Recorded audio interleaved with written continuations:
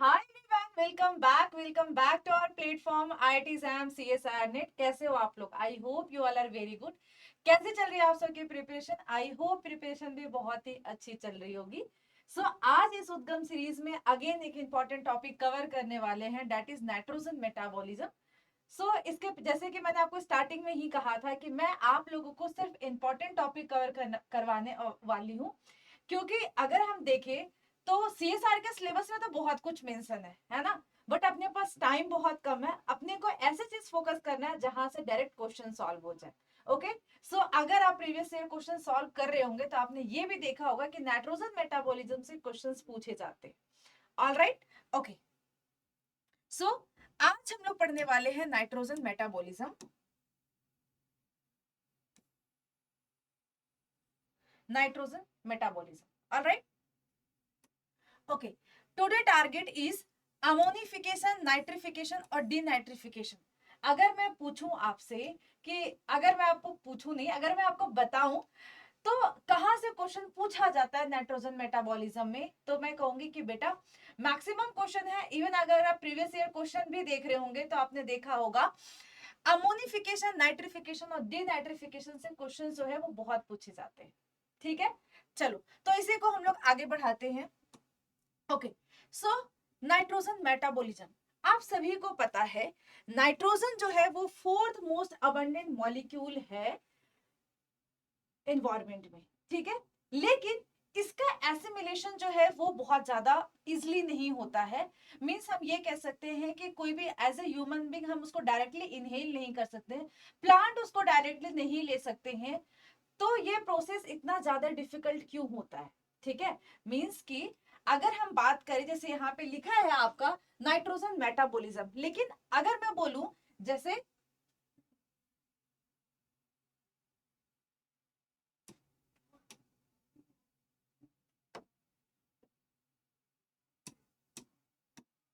Okay, जैसे जब आप C3 साइकिल C4 साइकिल पढ़ते हो फोटोसिंथेसिस में, ठीक है, देखो फोटोसिंथेसिस में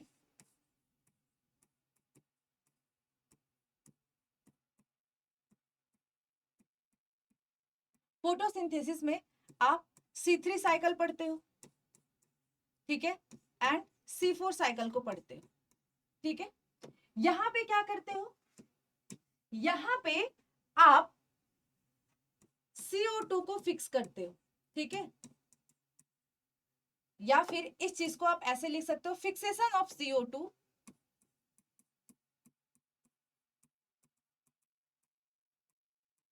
फिक्सेशन ऑफ CO2।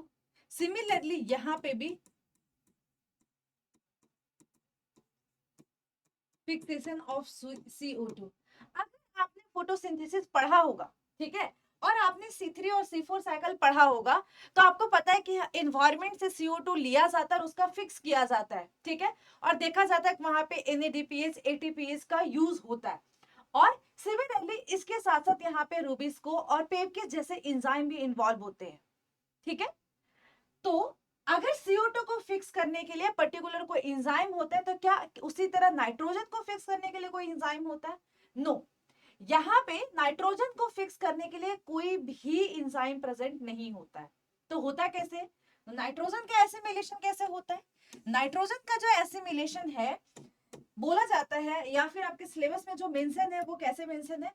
मेंशन है बायोलॉजिकल नाइट्रोजन फिकेशन, बायोलॉजिकल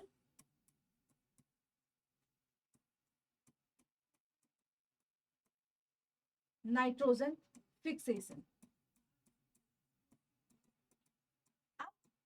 आप फिक्सेशन वर्ड से समझ रहे होंगे कि हमें नाइट्रोजन को फिक्स करना है, लेकिन उसके पहले क्या लगा हुआ है? Biological nitrogen fixation, biological. ठीक है, मतलब कि यहाँ पे कोई लिविंग थिंग का इन्वॉल्वमेंट होगा।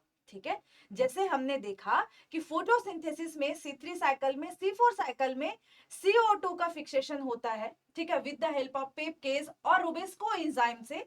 ठीक है, तो वहां पे तो पर्टिकुलर एंजाइम इन्वॉल्व होता है।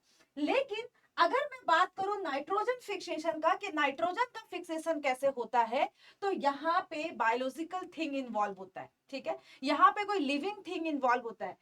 तो अगर मैं बोलूं, ठीक है, कि जो बायोलॉजिकल नाइट्रोजन फिक्सेशन होता है, मैं बोल रही हूँ यहाँ पे लिविंग थिंग इन्वॉल्व होता है, तो क्या इसमें ह्यूमन बीइंग का यूज होता होगा? क्या यहाँ पे यूकैरियोट जैसे यूकैरियोट जैसे थिंग का इन्वॉल्वमेंट होता होगा? नहीं।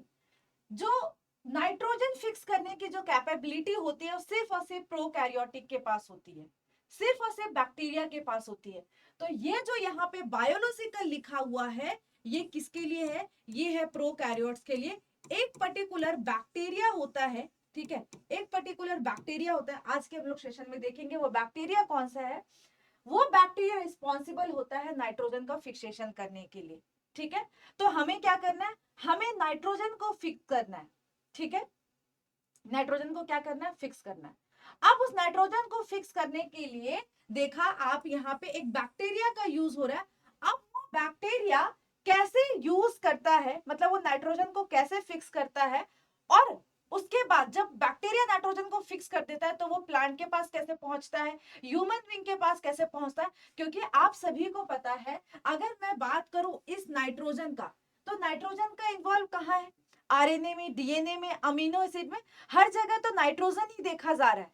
तो आप इस चीज का आइडिया लगा सकते हो कि नाइट्रोजन हमारे लिए कितना ज्यादा इंपॉर्टेंट है, ठीक है, ये समझ में आया? चलो, तो आई होप आपको ओवरऑल जो है वो थोड़ा बहुत समझ में आया होगा। अब हम लोग देखते हैं नाइट्रोजन मेटाबॉलिज्म। पहले हम मेटाबॉलिज्म देखेंगे, उसके बाद हम लोग फिक्सेशन को देखेंगे, ठीक है।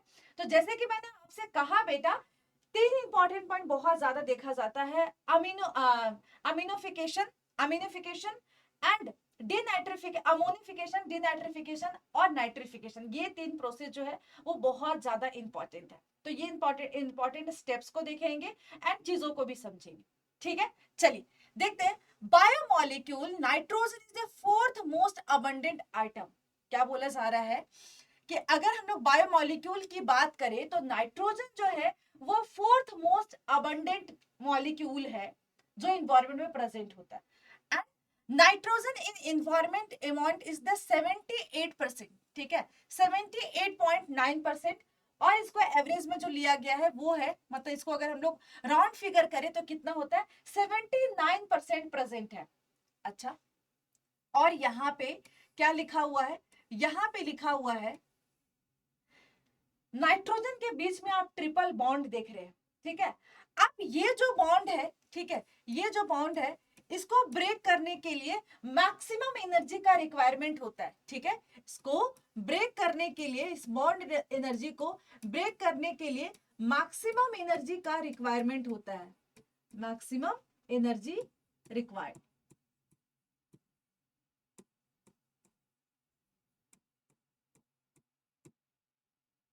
आगे देखते हैं, the plant are autotrophic. Autotrophic का मतलब कि जो अपना फूड खुद ही प्रिपेयर कर ले, किसी पे डिपेंडेंट ना हो। तो इस टाइप का जो ट्रॉपिक होता है उसे कहा जाता है, इस टाइप के जो थिंग होते हैं उसे कहा जाता है ऑटोट्रॉपिक, ठीक है। हम लोग किस नेचर के हैं ये कमेंट करके बताना, ठीक है। सो प्लांट आर ऑटोट्रॉपिक क्योंकि प्लांट जो है अपना फूड जो है वो खुद ही सिंथेसाइज करते हैं, खुद ही बनाता है, इसीलिए कहा जाता है ऑटोट्रॉपिक। ऑटो वर्ड का ही मतलब क्या है? सेल्फ, है ना। ऑटो वर्ड का ही मतलब क्या है? ऑटो वर्ड का ही मतलब है सेल्फ, ठीक है। In nature that have synthesized the all essential organic material from the inorganic material. क्या बोल रहा है? जो प्लांट होते हैं वो ऑटोट्रॉपिक नेचर का होता है, और जितने भी प्लांट को जितने भी एसेंशियल रिक्वायरमेंट होता है उसको वो सिंथेसाइज कर लेता है, कहां से? इनऑर्गेनिक मटेरियल से, and which is obtained from the surrounding and environment. और ये जो इनऑर्गेनिक मटेरियल जो सिंथेसाइज कर रहा है वो कहां से वो यूज करता है? वो यूज करता है, वो ऑब्टेन्ड करता है इन्वायरमेंट से, सराउंडिंग से। ऑलराइट, अब आगे देखते हैं, this incorporation of inorganic nutrient into the organic is called the nutrient assimilation, ठीक है। तो ये पॉइंट बहुत ज्यादा इंपॉर्टेंट है कि न्यूट्रिएंट एसिमिलेशन किसे कहा जाता है। Okay, so incorporation of inorganic nutrient into the organic, ठीक है। जब इनऑर्गेनिक न्यूट्रिएंट का ऑर्गेनिक में यूज किया जाता है, उसका इनकॉर्पोरेशन किया जाता है, उसका यूज किया जाता है, उसका कंज्यूम किया जाता है, तो इस टाइप के जो न्यूट्रिएंट होते हैं इसे कहा जाता है एसिमिलेशन। ठीक है, nutrient assimilation. Next is nutrient assimilation is the energy absorbing and endothermic process. अब क्यों मैंने बोला एंड यहाँ पे क्यों लिखा है, जो न्यूट्रिएंट एसिमिलेशन जो होता है वो कैसा होता है, एनर्जी एब्सॉर्बिंग प्रोसेस। मतलब कि ये प्रोसेस करने के लिए इसको एनवायरमेंट से इनऑर्गेनिक मॉलिक्यूल को लेने में, कंज्यूम करने में उसको एनर्जी की रिक्वायरमेंट होती है, मैक्सिमम एनर्जी की रिक्वायरमेंट होती है। ठीक है, अब आगे देखो, next topic is okay, continuity में ही है।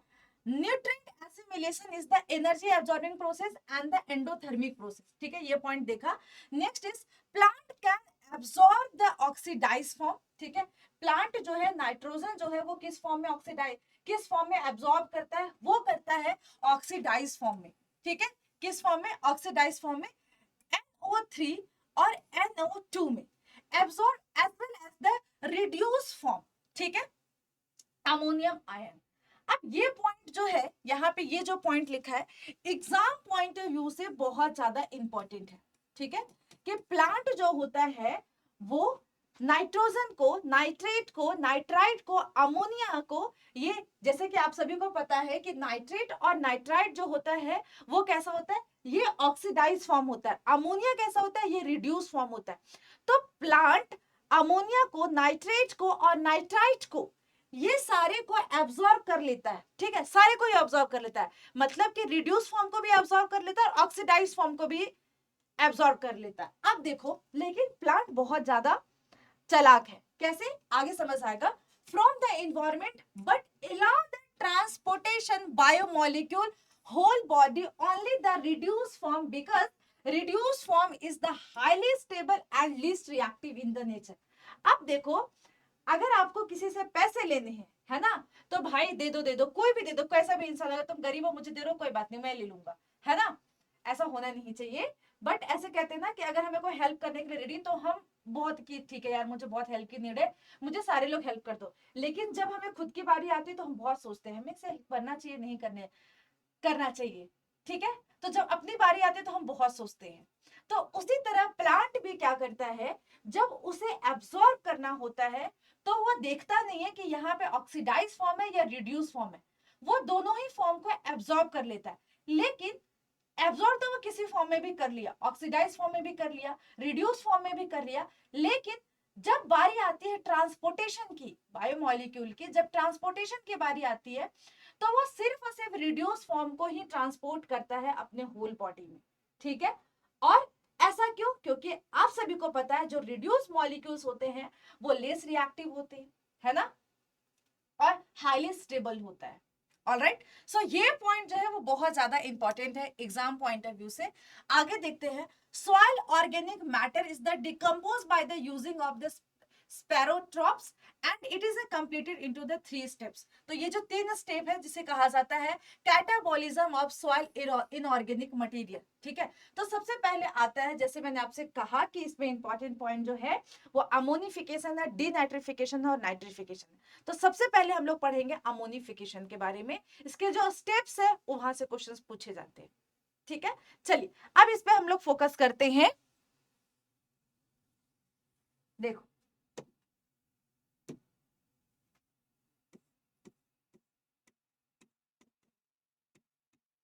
प्रोटीन, प्रोटीन से बनता है अमीनो एसिड, अमीनो एसिड, और अमीनो एसिड से बनता है अमोनिया।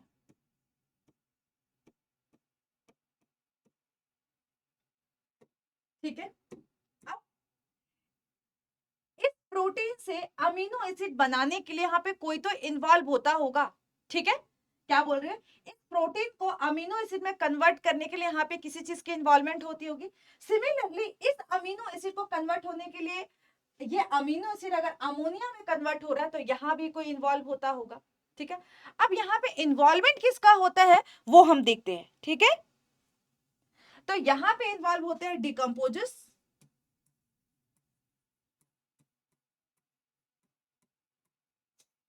और यहां पे इन्वॉल्व होता है बैसिलस मायोकॉर्ड्स।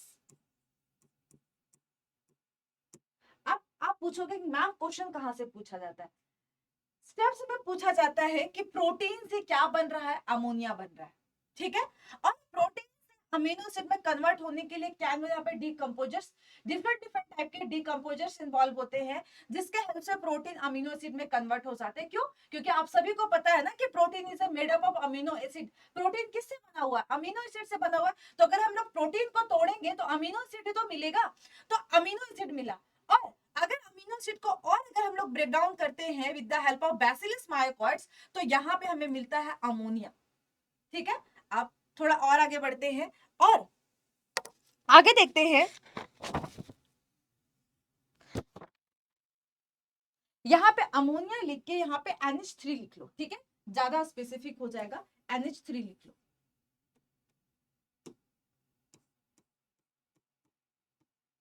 NH3, अब हमें इस NH3 को, प्रोटीन से हमने NH3 बना लिया, अब हमें इस NH3 को तोड़ना है, ठीक है।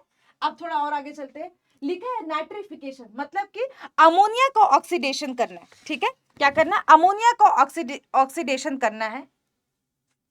तो यहां पे देखो NH3 से Na2 और Na2 से NO3, ठीक है। अब आपको पता होना चाहिए कि NO2 को और NO3 को क्या बोलते हैं, ठीक है।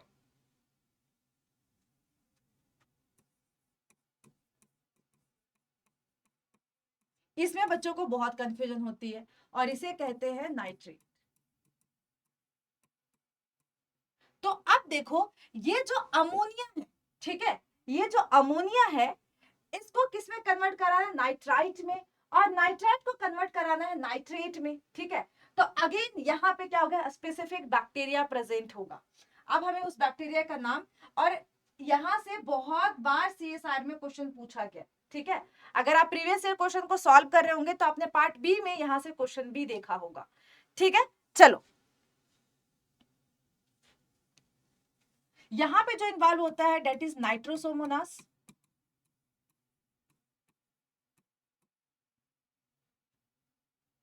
और यहां पे नाइट्रोबैक्टर।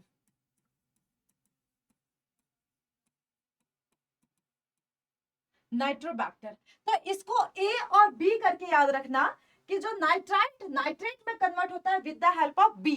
तो बी से क्या याद हो जाएगा आपको? बी से बैक्टर, नाइट्रोबैक्टर, ठीक है। ऐसा करके याद रखना क्योंकि क्वेश्चन यहां से पूछा जाता है, ठीक है।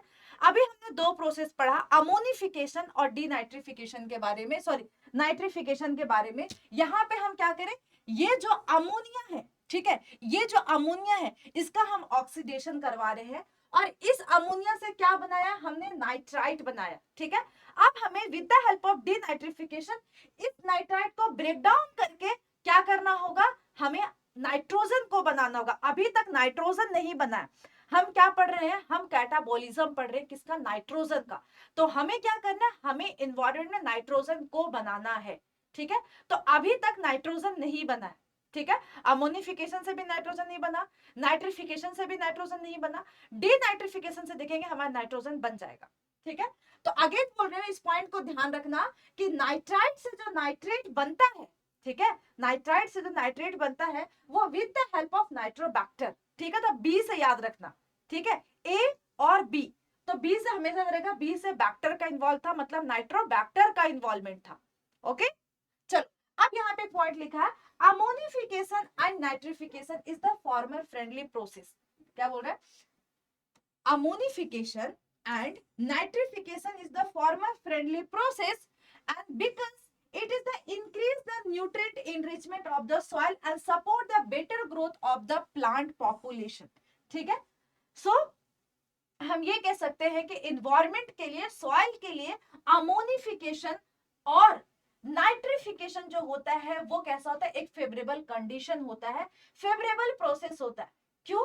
क्योंकि जब अमोनिफिकेशन हो रहा है, नाइट्रिफिकेशन हो रहा है, तब उससे क्या हो रहा है? ये फार्मर फ्रेंडली प्रोसेस है। फार्मर फ्रेंडली का मतलब कि यहाँ पे फार्मर किस पे काम करते हैं? सॉइल पे काम करते हैं, एग्रीकल्चर पे काम करते हैं। तो वहां पे कोई भी उसको हार्मफुल करने वाला नहीं है। मतलब ये प्रोसेस अगर होता है तो सॉइल का कोई हार्मफुल नहीं होगा।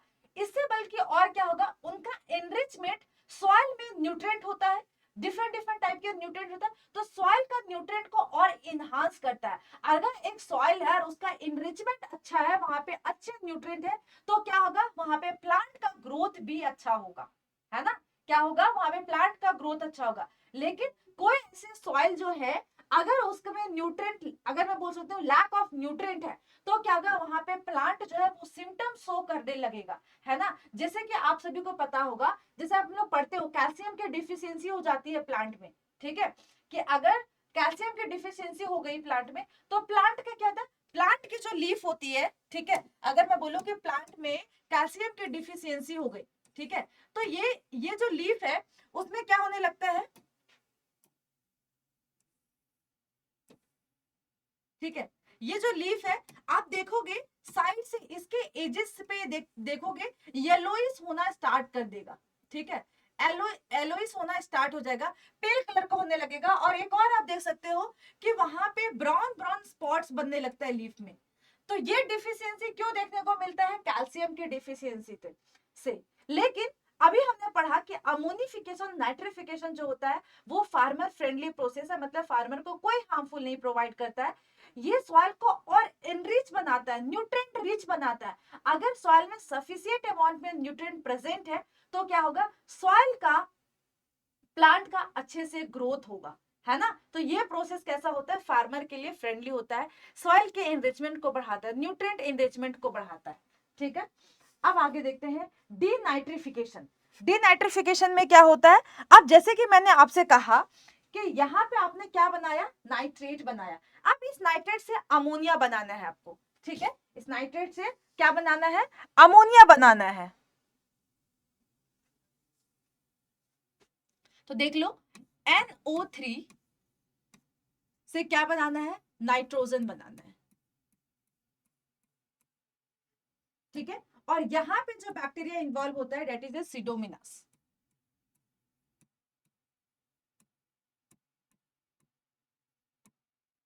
सीडोमोनास। और ये जो डीनाइट्रिफिकेशन प्रोसेस जो होता है, denitrification decrease the soil fertility. क्या कर रहा है, डीनाइट्रिफिकेशन जो होता है वो सॉइल की फर्टिलिटी को डिक्रीज करता है, ठीक है, सॉइल की फर्टिलिटी को क्या कर रहा है, डिक्रीज कर रहा है।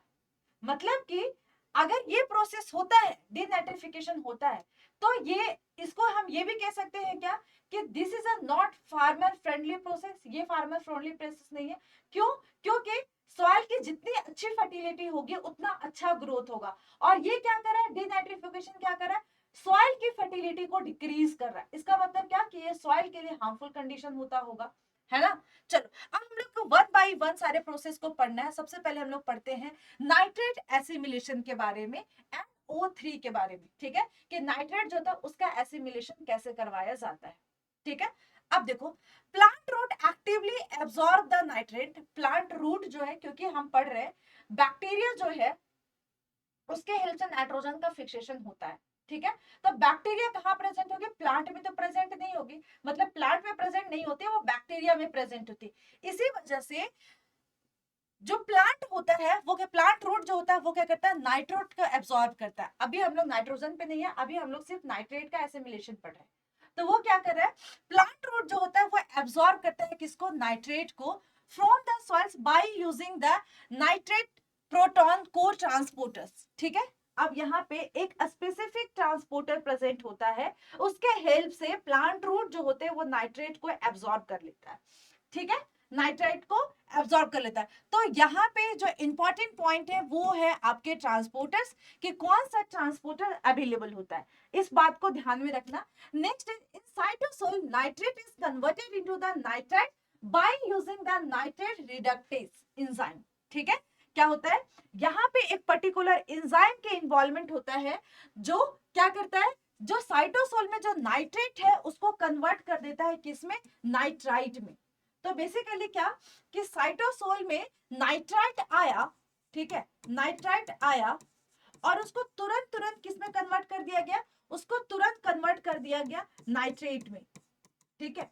तो अभी हमने यही तो देखा था अमोनिफिकेशन में। अमोनिफिकेशन में हमने यही तो देखा था ना कि नाइट्रेट जो है वो नाइट्राइट में कन्वर्ट हो रहा है ना, नाइट्रेट जो है वो नाइट्राइट में कन्वर्ट हो रहा है।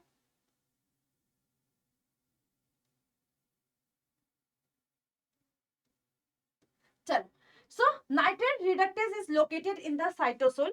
अब ये जो पर्टिकुलर जो एंजाइम जो होता है उसका लोकेशन इंपॉर्टेंट होता है, वो कहाँ पे पाया जाता है। तो इसका जो लोकेशन जो होता है वो कहाँ होता है, साइटोसोल में होता है। तो ये पॉइंट भी बहुत ज्यादा इंपॉर्टेंट है। Next is it is the homodimeric in nature and each monomer contain the 3 cofactor. अब ये बोला गया है ये जो नाइट्रेट रिडक्टेज जो है जो साइटोसोल में पाया जाता है वो एक पर्टिकुलर एक एंजाइम है, वो कैसा होता है, होमोडाइमर में होता है, मतलब 2 सब यूनिट होते होंगे और वो एक सब यूनिट में 3 कोफैक्टर होता है। अभी हम लोग इसका स्ट्रक्चर को बनाएंगे और देखेंगे भी, ठीक है। Next is another monomeric are the interconnected with the heme region and it is the molybdenum containing enzyme of the plant, ठीक है। अब क्या बोल रहे हैं कि दो, क्योंकि हमने यहाँ पे देखा कि ये कैसा होता है, होमोडाइमेरिक इन नेचर होता है, तो दो डाइमर है उसको जोड़ने के लिए पर्टिकुलर किसी चीज की तो रिक्वायरमेंट होती होगी, तो वो जो दोनों आपस में जो जुड़ के रखता है, दोनों जो डाइमेरिक फॉर्म में होता है, होमोडाइमेरिक फॉर्म, डाइमेरिक फॉर्म में, वो किसके वजह से होता है, हिंज रीजन के वजह से। तो चलिए यहाँ पे हम देखते हैं, ठीक है। हाँ, यहाँ पे चलो आओ बनाते हैं कैसा रहता है।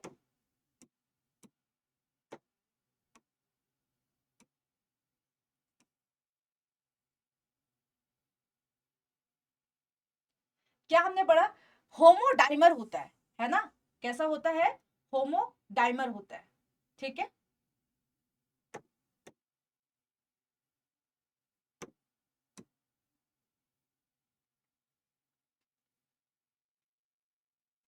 तो यहाँ पे हमने पढ़ा कि 3 कोफैक्टर होता है, एक डाइमर ये रहा, एक डाइमर ये रहा, और उसके अंदर कितने फैक्टर्स पड़े, 3 फैक्टर्स होते हैं। तो वो फैक्टर क्या क्या होता है, फैक्टर जो होता है वो होता है FAD, और FAD से इलेक्ट्रॉन पास होके पहुंचता है हीम के पास, और हीम जो होता है वो अपना इलेक्ट्रॉन को ट्रांसपोर्ट कर देता है मोको के पास, ठीक है, MOCO।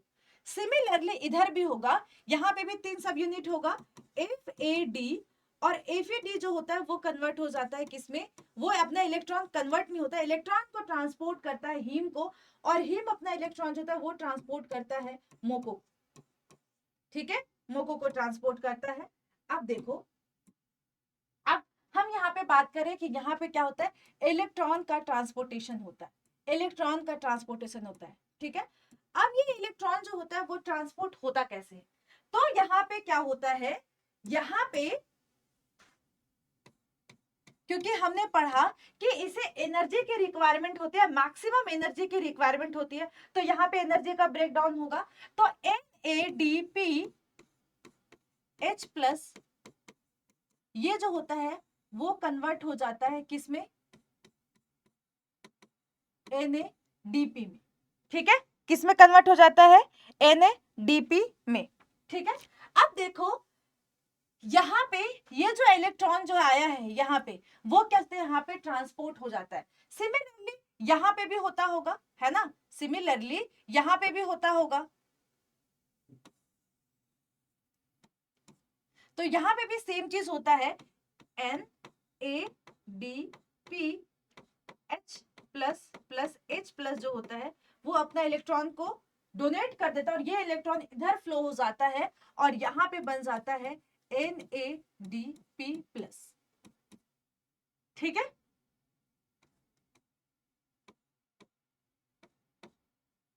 ओके, चल, अब इलेक्ट्रॉन फ्लो तो हो गया, ठीक है।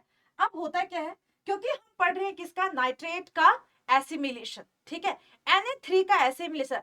अब हमें क्या करना है, Na3 से Na2 बनाना है, ठीक है, Na3 से हमें क्या बनाना है, Na2 बनाना है। तो अब यहाँ पे देखो, यहाँ पे होता क्या है,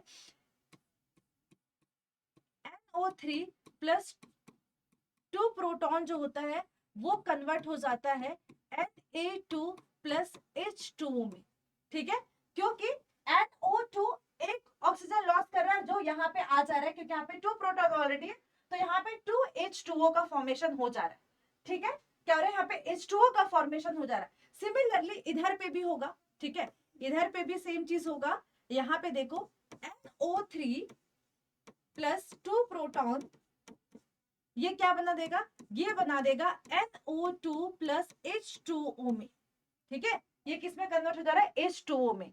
तो आपने ये पढ़ा कि दो डाइमर होता है, होमोडाइमर होता है, ठीक है, होमोडाइमर बना दिया। और आपने ये भी पढ़ा कि ये जो दोनों होमोडाइमर जो होता है वो कनेक्टेड होता है with the help of hinge region. किससे कनेक्टेड होता है, ये कनेक्टेड होता है हिंज रीजन से, ठीक है। तो यहाँ पे बना देते हैं हिंज रीजन,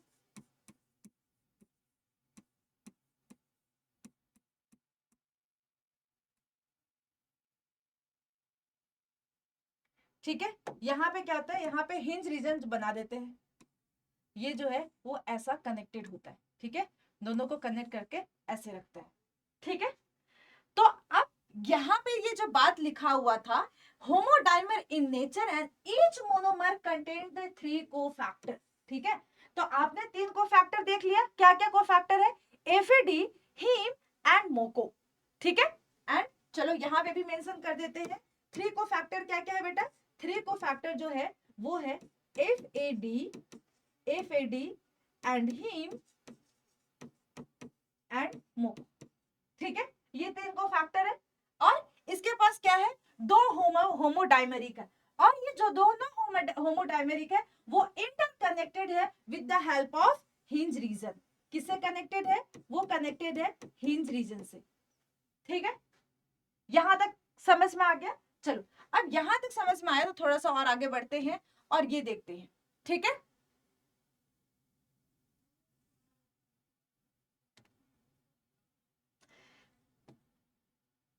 हाँ जी, FAD binding domain accept the electron from the NADH और NADPH प्लस H प्लस, ठीक है, NADH plus and transport to the MoCo via the heme group. क्या बोल रहा है, जो एफिडी बाइंडिंग डोमेन जो है वो क्या कर रहा है, इलेक्ट्रॉन को क्या करता है, एक्सेप्ट करता है, कहां से, NADPH प्लस H प्लस से, और ये इलेक्ट्रॉन को ट्रांसपोर्ट करता है किसको, मोको को, किसके हेल्प से, with the help of him complex. Him complex के थ्रू वो मोको को इलेक्ट्रॉन ट्रांसपोर्ट कर देता है। आप देखो ना, यहाँ पे जो हिम जो है वो क्या कर रहा है, इलेक्ट्रॉन को ट्रांसपोर्ट कर रहा है कहां पे, मोको, ठीक है। अब यहाँ पे लिखा है मोको जो होता है molybdenum complex with the pterin protein. अब इसका हम लोग रेगुलेशन देखते हैं कि नाइट्रेट रिडक्टेंस का रेगुलेशन कैसे होता है, ठीक है। यहाँ पे कुछ पॉइंट्स लिखा है, nitrate reductase is regulated by the covalent modification, phosphorylation and dephosphorylation process से ये काम करता है। अब देखो इसका मतलब कि ये एक्टिवेट कब होता है और डीएक्टिवेट कैसे होता है। तो आपको एक बात तो समझ में आ रहा हो कि जब उसका फॉस्फोरिलेशन होगा तो वो एक्टिवेशन हो जाएगा, फॉस्फोरिलेशन, और उसका जब डीफॉस्फोरिलेशन हो जाएगा तो क्या होगा, उसका अगर डीफॉस्फोरेट हम करें तो वो इनएक्टिवेट हो जाएगा। तो हमें इस स्ट्रक्चर को फिर से बनाना है, ठीक है, इस स्ट्रक्चर को हमें फिर से बनाना है। और देखो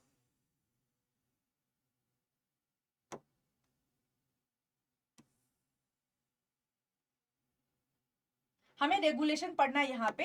तो अभी हमने देखा, ठीक है, 3 सब यूनिट है, यहाँ पे 3 कोफैक्टर है, क्या क्या कोफैक्टर है, कोफैक्टर हमने देखा एफएडी से इलेक्ट्रॉन ट्रांसपोर्ट हो जाता है हीम के पास, और हीम जो है वो अपना इलेक्ट्रॉन ट्रांसपोर्ट कर देता है मोको को, ठीक है। सिमिलरली यहाँ पे भी है, एफएडी जो है वो अपना इलेक्ट्रॉन ट्रांसपोर्ट कर देता है हीम को, और हीम जो है वो अपना इलेक्ट्रॉन ट्रांसपोर्ट कर देता है मोको को, ठीक है।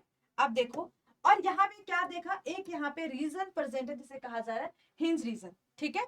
तो यहाँ पे हिंज रीजन को शॉर्टकट में ऐसे लिख देती हूँ, ठीक है, और ये एक दूसरे से कनेक्टेड है। और यहाँ पे क्या देखा आपने, यहाँ पे आपने ये भी देखा कि यहाँ पे इलेक्ट्रॉन का ट्रांसपोर्टेशन हो रहा है, ये इसको ट्रांसपोर्ट कर रहा है, ये इसको ट्रांसपोर्ट हो रहा है, और ये इलेक्ट्रॉन कहाँ से आ रहा है, NADPH से आ रहा है, वो भी बना लेते हैं। तो यहाँ पे हम वो भी बना लेते हैं, ठीक है।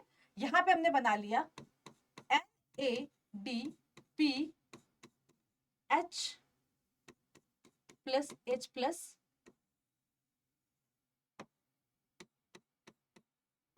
NADP में, ठीक है। सिमिलरली यहां पे भी बनाते हैं,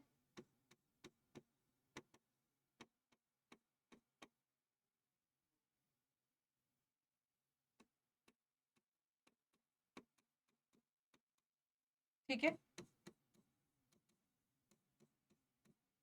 ये बात मैं आपको पहले ही समझा चुकी हूं, ठीक है।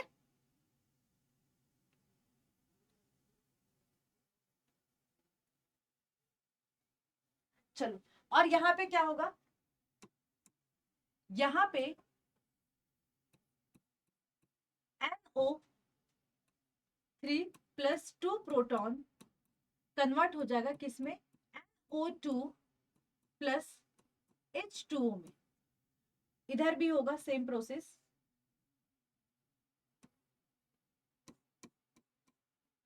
NO3 प्लस कन्वर्ट हो जाएगा NO2 प्लस H2O में, ठीक है। तो अपना टारगेट क्या था कि NO3 को Na2 में कन्वर्ट करना। तो यहाँ पे देखो कि जो NO3 है उसको हम NO2 में कन्वर्ट कर दे रहे, ठीक है, NO2 में कन्वर्ट कर दे रहे, ठीक है, ठीक है। अब देखो, ये तो हमने अभी देख लिया, इसके आगे का क्या स्टोरी होता है वो हमें थोड़ा और देखना है, ठीक है। अब देखो इसके आगे की स्टोरी क्या होती है, चलो देखते हैं।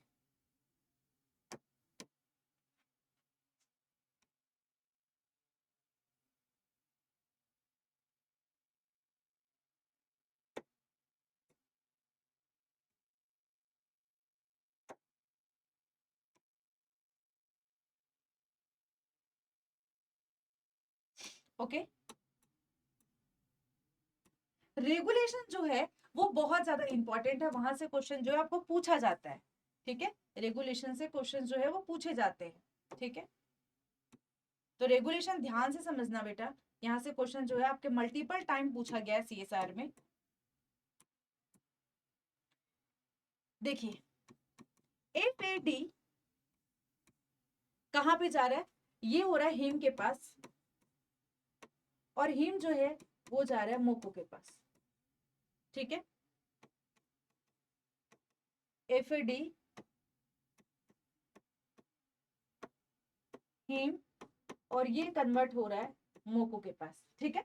लेकिन यहाँ पे कोई भी इलेक्ट्रॉन का ट्रांसपोर्टेशन नहीं होता है, क्यों, क्योंकि ये जो स्टेज, ये जो फॉर्म है यहाँ पे अगर NO3 NO2 में कन्वर्ट हो रहा है, इलेक्ट्रॉन का ट्रांसपोर्टेशन हो रहा है, दैट मीन्स कि this process is a active process. तो ये प्रोसेस कैसा है, ये प्रोसेस जो है वो एक्टिव प्रोसेस है, ठीक है। ये प्रोसेस कैसा है, ये प्रोसेस जो है एक्टिव है, और ये जो है वो इनएक्टिव प्रोसेस है।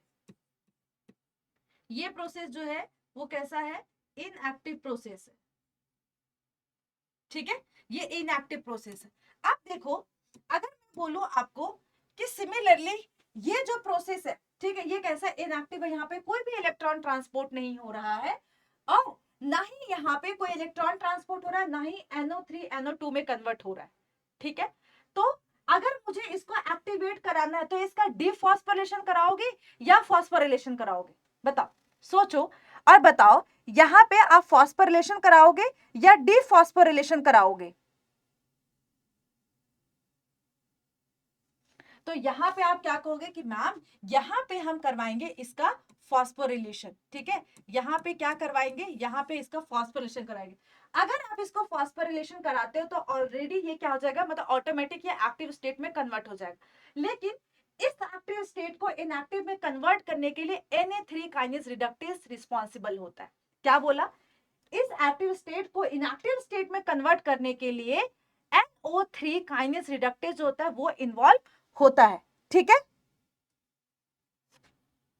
तो इसके लिए कौन रिस्पॉन्सिबल है, इसके लिए रिस्पॉन्सिबल है NO3 रिडक्टेज काइनेज, ठीक है। कौन रिस्पॉन्सिबल है, NO3 रिडक्टेज काइनेज। तो अगर आपसे पूछा जाए कि नाइट्रेट को अगर हमें डीएक्टिवेट करना है, मतलब इनएक्टिवेट करना है, तो उसके लिए कौन सा एंजाइम रिस्पॉन्सिबल होता है? काइनेसिस। ठीक है, तो यहाँ पे क्या करें, NO3 रिडक्टेस काइनेस जो है वो क्या करेगा, इसको इनएक्टिव स्टेट में कन्वर्ट कर देगा, और यहाँ पे भी हिंज रीजन प्रेजेंट होगा, क्योंकि ये दोनों होमोडाइमर है, वो क्या होगा, इंटर कनेक्टेड होगा with the help of hinge region.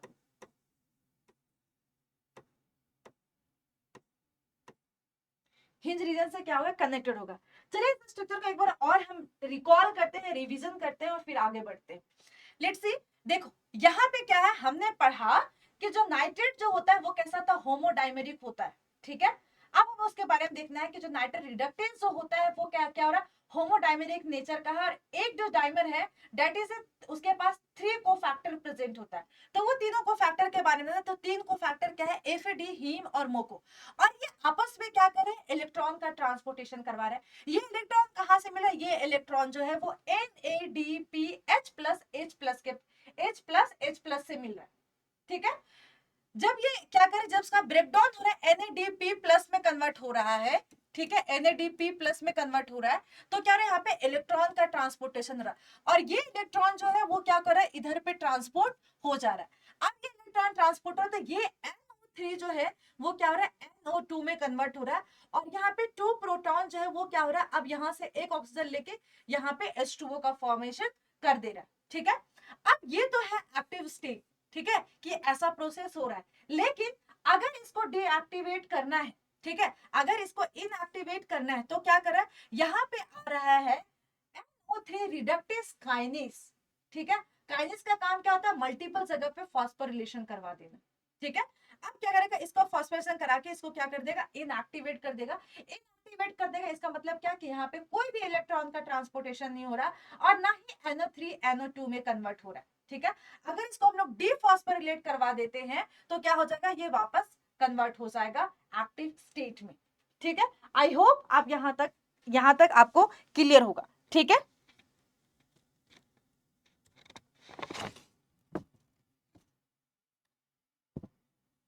चल, अब तो ये पॉइंट जो यहाँ पे लिखा था, nitrate reductase is regulated by the covalent modification, phosphorylation and the dephosphorylation. ठीक है, तो नाइट्रेट रिडक्टेस जो है वो कैसे रेगुलेट हो रहा है, फॉस्फोरिलेशन और डीफॉस्फोरिलेशन से। ठीक है, चलिए नेक्स्ट पॉइंट आता है नाइट्रेट रिडक्टेस। ठीक है, अब हमें क्या पढ़ना है, हमें पढ़ना है, सॉरी, नाइट्राइट रिडक्टेस। हमने नाइट्रेट पढ़ लिया, अब हमें नाइट्राइट पढ़ना है। ठीक है, NO3 हमने कवर कर लिया, अब हमें Na2 के बारे में पढ़ना है। सो nitrite is the highly toxic nature, that's why the plant cell rapidly transport the nitrite from the cytosol to the chloroplast। क्या बोल रहा है, ये जो नाइट्राइट है, ठीक है, ये जो नाइट्राइट है वो बहुत ही ज्यादा टॉक्सिक है नेचर में, इसी वजह से प्लांट सेल क्या करता है, इसको ट्रांसपोर्ट कर देता है नाइट्राइट से, कहां पे, साइटोसोल में। ठीक है, नाइट्राइट को साइटोसोल से क्लोरोप्लास्ट में। ठीक है, मतलब कि ग्रीन पार्ट से साइटोसोल टू द प्लास्टिड क्या कर रहा है, कि यहाँ पे साइटोसोल से क्लोरोप्लास्ट में। क्लोरोप्लास्ट कैसा होता है, वो ग्रीन पार्ट होता है ना, क्लोरोप्लास्ट कैसा होता है, ग्रीन कलर का होता है, मतलब क्लोरोप्लास्ट से ग्रीन पार्ट में उसको कन्वर्ट करता है, और ये साइटोसोल से क्लोरोप्लास्ट में भी जा सकता है, और साइटोसोल से ये प्लास्टिड में भी जा सकता है। और प्लास्टिड कैसा होता है, नॉन ग्रीन पार्ट होता है। ठीक है, आगे देखते हैं, nitrite reductase is located in the chloroplast and plastid. और हमने देखा था नाइट्रेट कहाँ लोकेटेड होता है, नाइट्रेट जो होता है वो लोकेटेड होता है साइटोसोल में, नाइट्राइट कहाँ लोकेटेड होता है, नाइट्राइट लोकेटेड होता है क्लोरोप्लास्ट में। ठीक है, क्लोरोप्लास्ट और प्लास्टिड में। तो अगेन मैं बोल रही हूँ बेटा, लोकेशन याद रखना, एंजाइम के लोकेशन जो है वो याद रखना। नेक्स्ट पॉइंट पढ़ते हैं, it is encoded by the nuclear genome, transport into the cytosol by using the ATS ribosome. क्या है, आप सभी को पता है कि क्लोरोप्लास्ट में कैसा राइबोसोम प्रेजेंट होता है, ATS राइबोसोम प्रेजेंट होता है।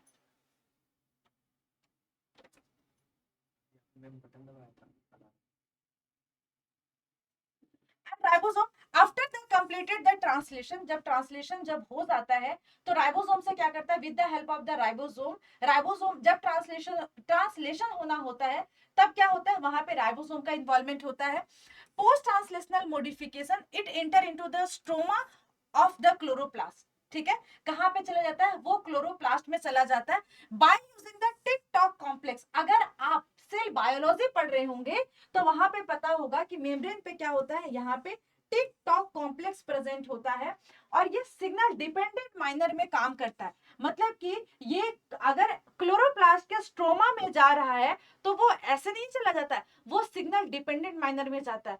और यहाँ पे जो क्लोरोप्लास्ट प्रेजेंट होता है, ये जो क्लोरोप्लास्ट प्रेजेंट होता है, यहाँ पे क्या होता है, यहाँ पे प्रेजेंट होता है पर्टिकुलर यहाँ पे कॉम्प्लेक्सेस। ये कॉम्प्लेक्सेस क्या होता है, यहाँ पे टिक कॉम्प्लेक्स होता है और हाँ, टॉक जो होता है वो ऊपर वाले मेम्ब्रेन में, आउटर मेम्ब्रेन में होता है और टिक जो होता है वो इनर मेम्ब्रेन में प्रेजेंट होता है। तो टिक टॉक मेम्ब्रेन प्रेजेंट होता है और ये सिग्नल जो होता है फिर यहाँ पे क्या होता है, स्ट्रोमा में पहुंच जाता है।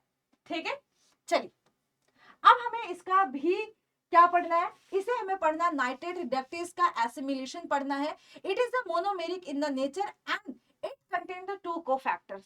तो जैसे हमने वहां पे देखा था, वहां पे डायमेरिक नेचर का था और 3 कोफैक्टर कंटेनिंग था। जो नाइट्रेट जो है वो मोनोमेरिक नेचर का है और ये सिर्फ 2 कोफैक्टर को कंटेन करता है। चलिए देखते हैं, इसके भी फैक्टर्स को बनाते हैं और देखते हैं।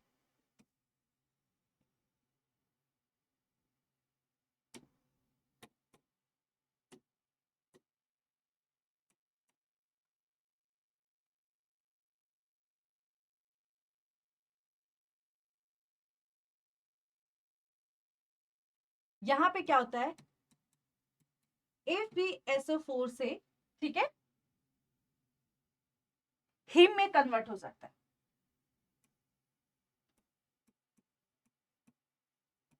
हिम में कन्वर्ट हो जाता है और यहाँ पे भी क्या होता है, इलेक्ट्रॉन का ट्रांसपोर्टेशन होता है। और यहाँ पे क्या हो रहा है, अब हमें क्या बनाना है, इस NO2 से, क्योंकि हमने नाइट्रेट वाले में, ठीक है, नाइट्रेट वाले में क्या NO3 से NO2 बनाया था। अब हमें क्या करना है, इस NO2 से, ये जो NO2 दिख रहा है, इस NO2 से हमें क्या बनाना है, NH3NH4 अमोनिया बनाना है। अमोनिया या फिर अमोनिया आयन हमें बनाना है। ठीक है,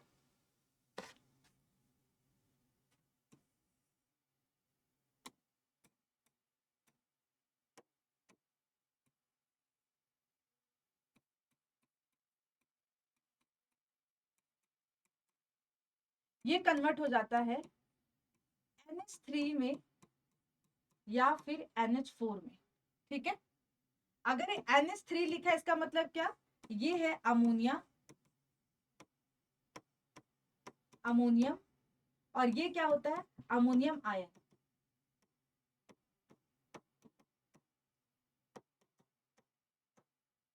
ठीक है, और यहाँ पे 8 प्रोटॉन है तो कितने वाटर रिलीज होगा, 2H2O, है ना। यहाँ पे क्या होगा, सिमिलरली यहाँ पे 2H2O भी रिलीज होगा। अब एक और इंपॉर्टेंट पॉइंट आता है कि यहाँ पे क्या हो रहा है, यहाँ पे भी इलेक्ट्रॉन जो है वो ट्रांसपोर्ट कर रहा है। तो ये इलेक्ट्रॉन जो है उसको कहाँ से मिल रहा होगा, अगेन वन इंपॉर्टेंट थिंग, है ना। चलिए अब ये देखते हैं,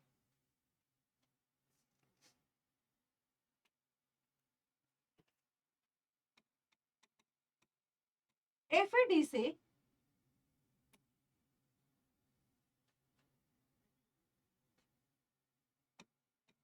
FAB रिडक्टेज से FAD ऑक्सीडेज होता है। ठीक है, यहाँ पे क्या होता है, ऑक्सीडेशन होता है और ये जो होता है वो कॉन्टिन्यूअस चल रहा होता है। ठीक है, और यहां से क्या होता है, इलेक्ट्रॉन का ट्रांसपोर्टेशन होता है। जब रिडक्टेज से ऑक्सीडेट स्टेट में पहुंचता है तो क्या होता है, यहाँ पे इलेक्ट्रॉन रिलीज होता है। यही इलेक्ट्रॉन जो होता है फिर यहाँ पे FeS4 से हीम ग्रुप पे पहुंचता है। ठीक है, तो अभी तक CSR में जो क्वेश्चन पूछा गया है वो यहां से तो नहीं पूछा गया है, लेकिन ये वाले स्लाइड से और ये वाले स्लाइड से, हाँ ये वाले स्लाइड से, इससे क्वेश्चन जो है वो बहुत बार पूछे गए होंगे। अगर आप प्रीवियस ईयर क्वेश्चन को सॉल्व कर रहे होंगे तो आप देख भी रहे होंगे यहाँ से क्वेश्चन जो है वो बहुत बार पूछा गया है। ठीक है, चलिए अब देखो, मेन बात आता है जो हमने स्टार्ट किया था अपनी जर्नी आज क्लास की, कि बायोलॉजिकल नाइट्रोजन फिक्सेशन, है ना, कि नाइट्रोजन का फिक्सेशन कैसे होता है। तो हमने कहा कि यहाँ पे एक बैक्टीरिया इन्वॉल्व होता है, एक प्रोकैरियोट इन्वॉल्व होता है जो नाइट्रोजन को फिक्स करता है। ठीक है, जो नाइट्रोजन को क्या करता है, फिक्स करता है। अब हम लोग उसी प्रोसेस को पढ़ेंगे कि नाइट्रोजन फिक्सेशन जो होता है वो कैसे होता है बैक्टीरिया के हेल्प से, कि बैक्टीरिया जो होती है वो नाइट्रोजन को कैसे फिक्स करता है, हमें ये पढ़ना है।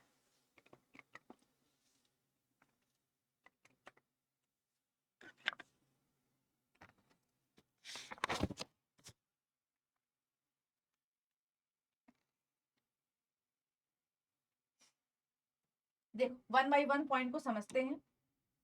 Both plant and bacteria are free living in the nature. Yes, soil में बैक्टीरिया प्रेजेंट होती है मैक्सिमम अमाउंट में, प्लांट भी कैसे होते हैं, फ्री लिविंग होते हैं। सो यहाँ पे बोला गया कि plant and bacteria both are free living in the nature, दोनों ही कैसे होते हैं, फ्री लिविंग होता है नेचर में।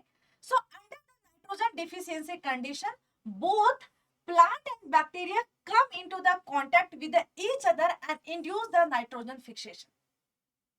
जब नाइट्रोजन का कमी होने लगता है, जब नाइट्रोजन के डिफिशियंसी होने लग जाती है, तब क्या होता है, तब प्लांट और बैक्टीरिया एक दूसरे के पास आता है। ठीक है, कि जब प्लांट को, सपोज कि प्लांट को नहीं रिक्वायरमेंट है नाइट्रोजन को, तो उस टाइम पे प्लांट क्या करता है, प्लांट को कोई जरूरत नहीं है कि वो बैक्टीरिया को अट्रैक्ट कर सके। ठीक है, अब बैक्टीरिया को अट्रैक्ट कैसे करता है, बैक्टीरिया को अट्रैक्ट करने के लिए तो कुछ केमो अट्रैक्टेंट को रिलीज करता है।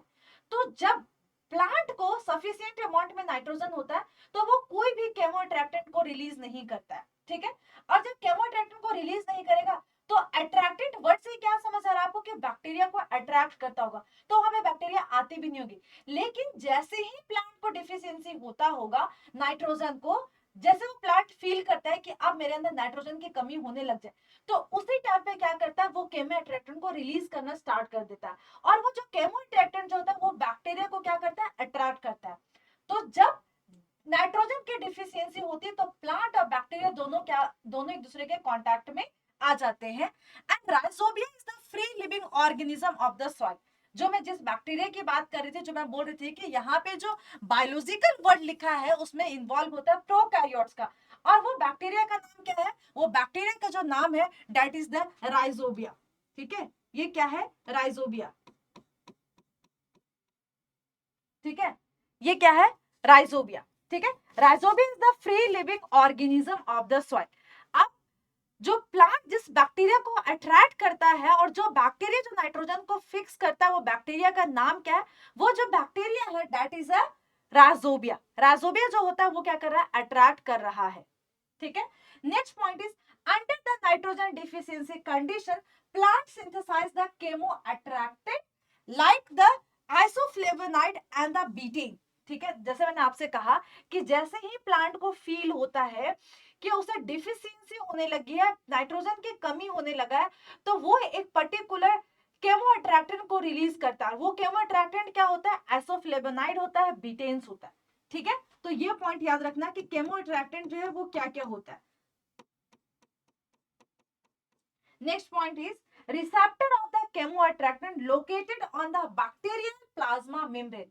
क्या बोल रहा है, जो रिसेप्टर प्रेजेंट होता है, ये जो केमो अट्रैक्टेंट का जो रिसेप्टर होता है वो कहाँ प्रेजेंट होता है, वो प्रेजेंट होता है बैक्टीरिया का यहाँ पे प्लाज्मा मेम्ब्रेन पे। ठीक है, कि ये बैक्टीरिया उसके प्लाज्मा मेम्ब्रेन पे केमो अट्रैक्टेंट का रिसेप्टर प्रेजेंट होता है। ठीक है,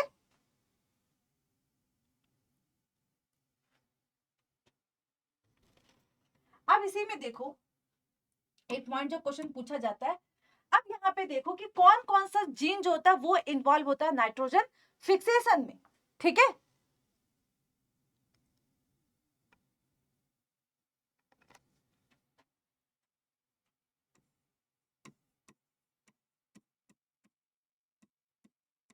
gene involve in nitrogen fixation.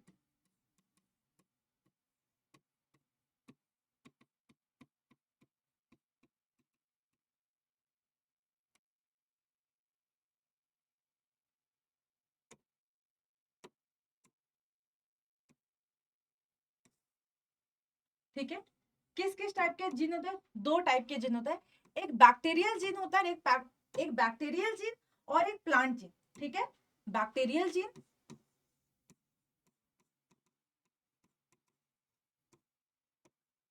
Bacterial gene और plant gene. Plant gene.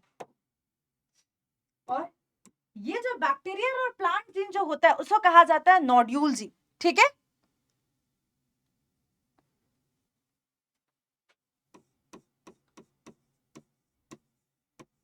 Nord gene, nodule gene. अब देखो थोड़ा और आगे बढ़ो। अब ये जो बैक्टीरियल जीन जो होता है वो दो टाइप का होता है, ठीक है। ये होता है 2 टाइप का। यहां से भी क्वेश्चन पूछा गया आपके सीएसआर में, ठीक है। अगर आप क्वेश्चन को प्रैक्टिस करेंगे तो आप देखोगे, ठीक है। सो बैक्टीरियल जीन जो होता है वो 2 टाइप का होता है, कॉमन नॉट जीन और host specific not gene.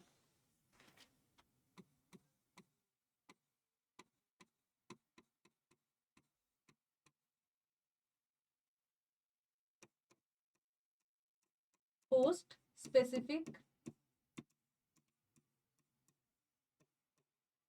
Host specific gene, ठीक है। अब जो क्वेश्चन है वो इधर से नहीं पूछा जाता है, क्वेश्चन पूछा जाता है कि कॉमन नोड जीन के अंदर कौन कौन से जीन आता है और होस्ट स्पेसिफिक जीन के अंदर कौन कौन से जीन आता है, यहां से क्वेश्चन पूछा जाता है, ठीक है। यहां पे जो कॉमन नोड जीन आता है, यहां पे आता है nod A, nod B and nod C. और अभी तक जो क्वेश्चन पूछा गया यही पूछा गया है कि कॉमन नॉट जीन जो है वो क्या क्या है। अभी तक जो क्वेश्चन पूछा गया है सीएसआर में वो यही पूछा गया है कि कॉमन नॉट जीन जो है वो क्या क्या है। और होस्ट स्पेसिफिक जीन भी लिख लेते हैं, यहां से क्वेश्चन तो नहीं पूछा गया है लेकिन उसको भी लिख लेते हैं, ठीक है। यहां पे जो होता है not P Q R H L और के, ठीक है। ये सारे इधर पे आता है, ठीक है। अब देखो ये जो कॉमन नॉट जीन जो है,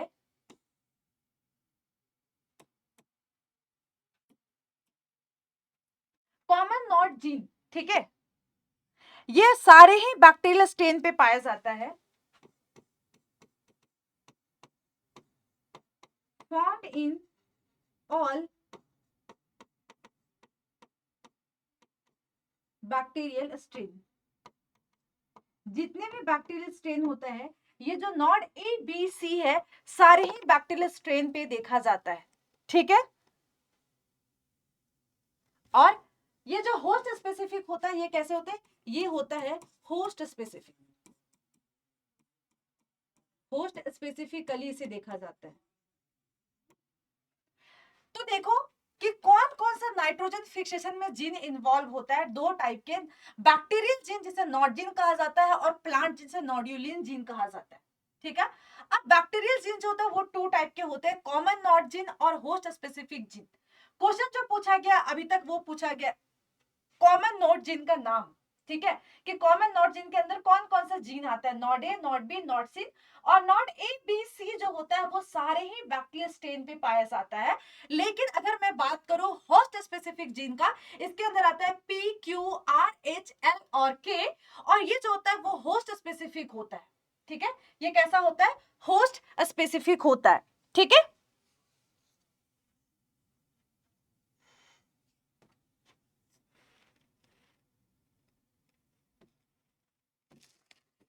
ओके, चलो अब इसके थोड़ा सा और आगे बढ़ते हैं और देखते हैं ये काम कैसे करता है, ठीक है। चलो अभी हमने देखा कि जो केमो अट्रैक्टेंट होता है वो कहाँ प्रेजेंट होता है, वो बैक्टीरिया के प्लाज्मा मेम्ब्रेन पे प्रेजेंट होता है। तो हम एक बना लेते हैं कि ये बैक्टीरिया का क्या है, प्लाज्मा मेम्ब्रेन है, ठीक है। ये बैक्टीरिया का क्या है, ये बैक्टीरिया का प्लाज्मा मेम्ब्रेन प्रेजेंट है। और इस प्लाज्मा मेम्ब्रेन पे क्या प्रेजेंट होगा, केमो अट्रैक्टेंट का रिसेप्टर प्रेजेंट होगा, ठीक है। केमो अट्रैक्टेंट का क्या होगा, रिसेप्टर प्रेजेंट होगा। तो ये क्या है, ये क्या है,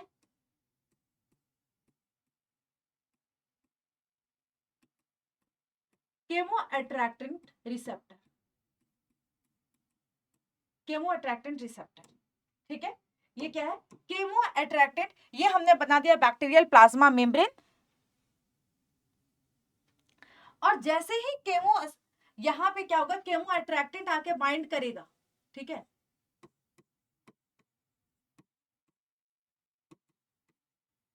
केमो अट्रैक्टेंट आके बाइंड किया तो ये क्या हो जाएगा, ये हो जाएगा फुली एक्टिव, इसमें कॉन्फर्मेशनल चेंजेस होगा और ये कैसा हो जाएगा, ये फुली एक्टिव हो जाएगा, ठीक है, ये फुली एक्टिव हो जाएगा। अब यहाँ पे देखो, यहाँ पे हम एक जीन बना लेते हैं इस टाइप का,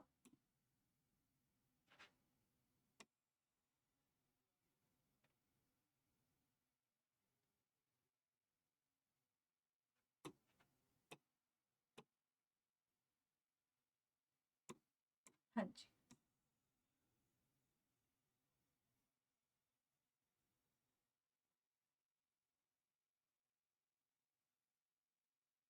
ठीक है, चलो ये हमने बना लिया। उसके बाद होता क्या है, यहां पे प्रेजेंट होता है, ठीक है, यहां पे प्रेजेंट होता है नॉट बॉक्स, क्या प्रेजेंट होता है, यहां पे प्रेजेंट होता है नॉट डी जीन, ठीक है, नॉट डी जीन। अब नॉट डी जीन क्या होगा, जब इसका मैं बोलूं ये जीन है और जब इसका ट्रांसक्रिप्शन होगा तो इस नॉट जीन का क्या होगा, एमआरएनए बनेगा। नॉट जीन का अगर मैं बोलूं कि यहाँ पे अगर इसका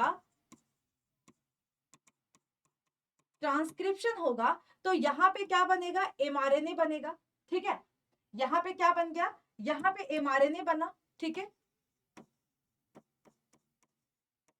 यहाँ पे एमआरएनए बन गया, ठीक है। अब ये जो एमआरएनए जो होता है वो ट्रांसलेशन करके, ये जो एमआरएनए है, ठीक है, ये अब ट्रांसलेशन करके क्या बनेगा, प्रोटीन बना देगा, ठीक है, ट्रांसलेशन करके यहाँ पे क्या बना देगा, यहाँ पे प्रोटीन बना देगा, ठीक है, यहाँ पे क्या बनेगा, प्रोटीन। अब प्रोटीन किसका बनेगा, नॉट फैक्टर का बनेगा, क्योंकि जीन किसका है, जीन जो है वो नॉट डी जीन है, तो अब प्रोटीन भी बनेगा, वो किसका बनेगा, नॉट फैक्टर का। तो यहाँ पे जो प्रोटीन बना है वो किसका बना है,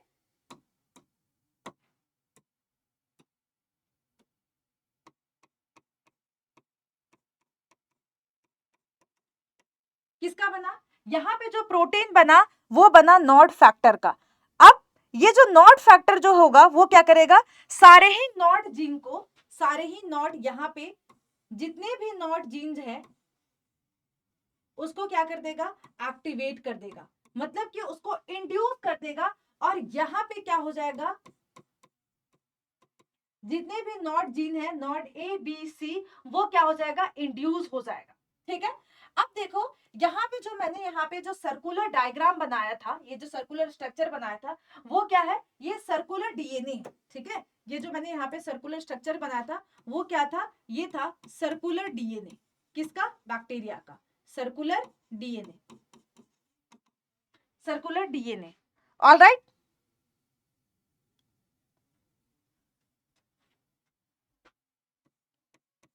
increase the expression of other nod gene, यहां पे लिख सकते हैं increase the expression of, increase the expression of other nod gene, ठीक है, यहाँ पे जितने भी अदर नॉट जीन है उसको एक्सप्रेस कर देगा। हमने ये देखा, बोला गया कि जो बैक्टीरिया का प्लाज्मा मेम्ब्रेन है वहां पे केमो अट्रैक्टेंट का रिसेप्टर प्रेजेंट होता है, तो जैसे ही केमो अट्रैक्टेंट आके बाइंड करेगा रिसेप्टर से, ये रिसेप्टर में कॉन्फर्मेशनल चेंजेस होगा और ये एक्टिवेट हो जाएगा। एक्टिवेट होने के बाद क्या होगा, यहाँ पे नॉट डी जीन जो है उसका अगर ट्रांसक्रिप्शन होता है तो यहाँ पे उसका नॉट फैक्टर का प्रोटीन बनेगा और ये प्रोटीन जो है वो क्या करेगा, इंक्रीज करेगा expression of the other nod gene और यहाँ पे जितने भी नॉट जीन है वो क्या होगा, एक्सप्रेस होने लगेगा, ठीक है, यहाँ पे क्या होगा, जितने भी अदर, जितने भी नॉट जीन है उसका एक्सप्रेशन क्या हो जाएगा, इंक्रीज होने लगेगा, एक्सप्रेस होने लगेगा, ठीक है, एक्सप्रेशन क्या हो जाएगा, इंक्रीज हो जाएगा, ठीक है, एक्सप्रेशन इंक्रीज हो जाएगा। अब आगे देखो यहाँ पे लिखा है Knot D gene is the regulatory knot gene which is a consequently expressed and it is encoded to the knot factor which is a regulate the transcription of the other gene. क्या बोल रहा है, यहाँ पे जो not D gene है, ठीक है, मैंने ये जो बताया था नॉट डी जीन, इस जीन के बारे में बात कर रहा है, ये जो नॉट डी जीन है, ठीक है, ये जो not regulatory not gene which is a consequently express, वो कॉन्सिक्वेंटली एक्सप्रेस करेगा and it is encode the not factor which is regulate the transcription of the other gene, वो जितने भी अदर जीन है उसका ट्रांसक्रिप्शन रेगुलेट करा रहा है, क्योंकि आप देखो ना, ये नॉट फैक्टर एक्टिवेट हुआ और उसके बाद यहाँ से ट्रांसक्रिप्शन हुआ, एमआरएनए बना, प्रोटीन बना, और ये प्रोटीन जो होता है वो अदर नॉट जीन का एक्सप्रेशन को इनहांस किया, एक्सप्रेस किया, ठीक है, and active chemoattractant receptor is the activate, और क्या हो जाएगा, एक्टिव केमोअट्रैक्टेंट रिसेप्टर जो होता है वो एक्टिवेट हो जाएगा, the promoter region of the all nod operon contain the highly conserved sequence called the nod box except the nod DG, क्या बोला जा रहा है कि यहाँ पे ये जो बना है, यहाँ पे जितने भी नॉट जीन है इसे नॉट बॉक्स भी बोला जाएगा, ठीक है, नॉट बॉक्स भी बोला जाएगा,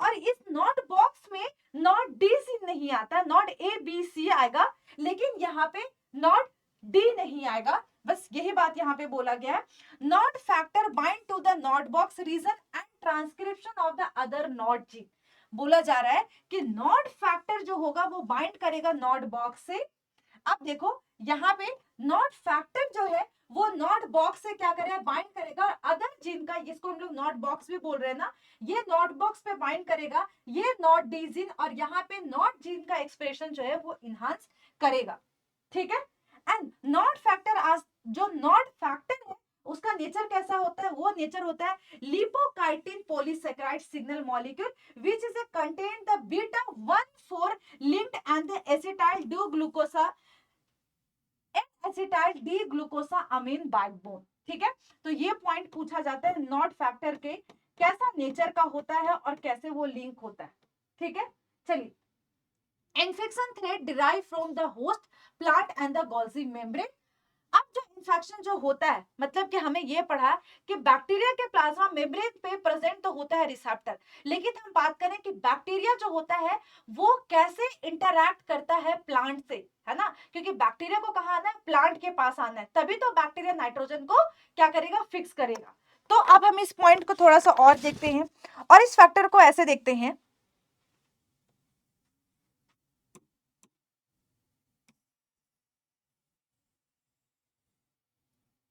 और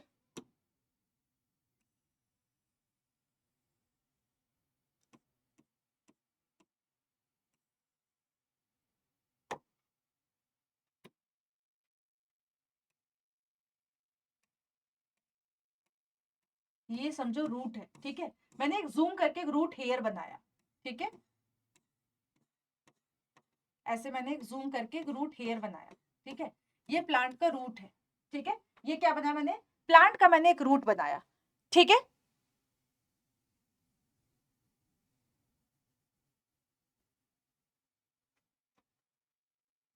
और यहाँ पे देखो, यहाँ पे मैंने देखा, आप यहाँ पे देख रहे हो कि यहाँ पे जो लाइन है वो कैसा मैंने बनाया, डिग्रेड फॉर्म में, मतलब कि यहाँ पे सेल वॉल डाइजेस्टिव एंजाइम रहेगा, वो क्या करेगा, इसके सेल वॉल के, प्लांट रूट के सेल वॉल को क्या करेगा, डाइजेस्ट करेगा, तो हम यहाँ पे लिख लेते हैं सेल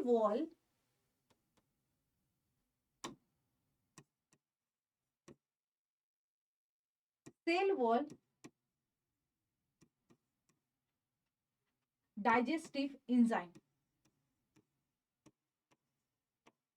और यहां पे क्या होगा, ये क्या है, ये है infection thread,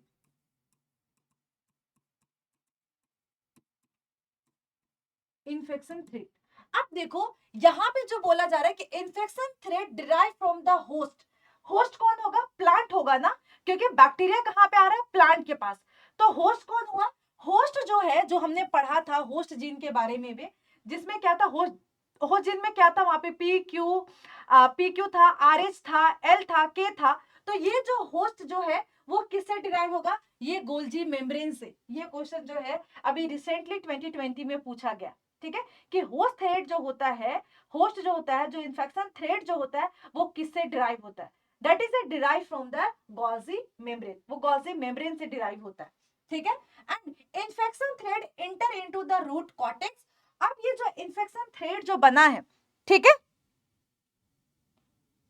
sorry, infection thread जो है वो ये वाली लाइन होगी, एक सेकेंड, हाँ,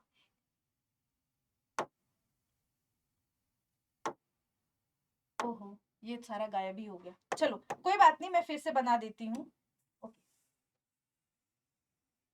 चलो एक बार फिर से देख लो स्ट्रक्चर, आपका भी रिवीजन हो जाएगा। देखिए यहाँ पे मैंने बनाया, ये क्या बनाया मैंने, रूट कॉर्टेक्स बनाया, ठीक है, ये रूट कॉर्टेक्स बनाया, उसके ऊपर मैंने इसका सेल वॉल बनाया, ठीक है, और मैंने ये यहाँ पे बनाया कि उसको डिग्रेड करना है, ठीक है, और यहाँ पे हमने बनाया कि यहाँ पे मैंने आपसे बोला कि ये एज्यूम कर लो कि यहाँ पे ये रूट कॉर्टेक्स है, ठीक, सॉरी रूट है, एक हमने क्या किया, रूट हेयर को जूम किया है, ठीक है, ये ऐसा रूट है, ठीक है,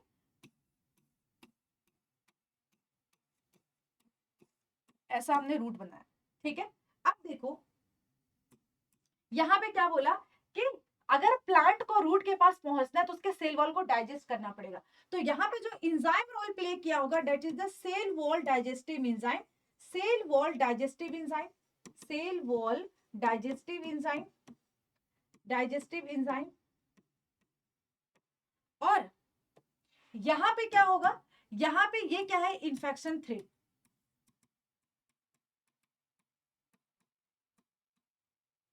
इन्फेक्शन थ्रेड, तो इन्फेक्शन थ्रेड जो है वो किससे ड्राइव है, इन्फेक्शन थ्रेड जो है वो ड्राइव है गोल्जी मेम्ब्रेन से, ठीक है, गोल्जी मेम्ब्रेन से,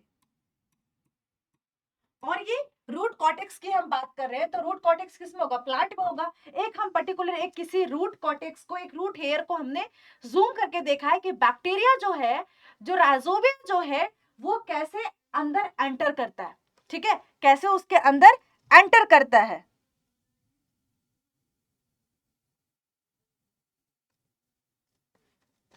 अब देखो यहाँ पे इसको बोल सकते हो सेल वॉल डाइजेस्टिव जोन भी बोल सकते हो, सेल वॉल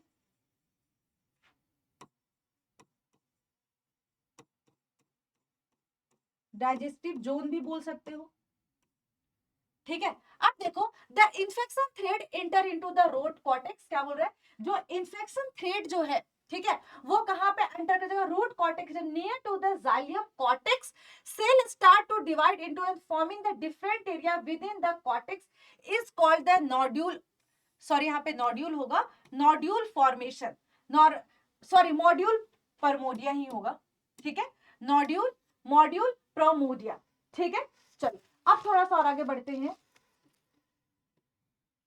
ओके, सो ये आपको इतना ही पढ़ना था, मतलब इस चैप्टर को तो और भी ज्यादा हम डिटेल में पढ़ते हैं, लेकिन अगेन मैं बोलूंगी कि अगर इस टॉपिक में जो इंपॉर्टेंट है कि आपको क्या याद रखना है, ठीक है, तो जैसे मैंने लेक्चर के स्टार्टिंग में ही बोला था, आपको जो इंपॉर्टेंट है वो क्या याद रखना है, अमोनिफिकेशन, नाइट्रिफिकेशन और डीनाइट्रिफिकेशन के स्टेप्स याद रखना है, कौन कौन सा बैक्टीरिया कौन कौन सा डिकम्पोजिशन इन्वॉल्व होता है, और बायोलॉजिकल नाइट्रोजन नाइट्रोजन फिक्सेशन में आप बैक्टीरिया का नाम याद रखेंगे, और इन्फेक्शन थ्रेड किससे डिराइव होता है ये याद रखोगे, और वो कैसे काम करता है, नॉट डीजीन के बारे में, नॉट फैक्टर के बारे में, नॉट बॉक्स के बारे में, ये सारे रीजन आप लोग याद रखना।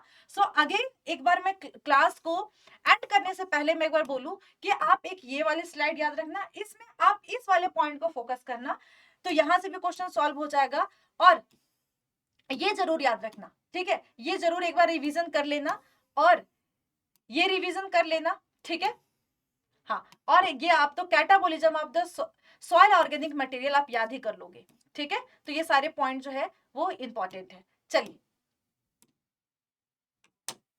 So thank you so much everyone watching this session, still आपको कोई कंफ्यूजन है, आप कुछ डाउट पूछना चाहते हो, डेफिनेटली आप कमेंट बॉक्स में पूछ सकते हो, अपने क्वेश्चन भी पूछ सकते हो। So again thank you so much watching this session, लोग जल्दी मिलते हैं किसी और सेशन में, थैंक यू सो मच।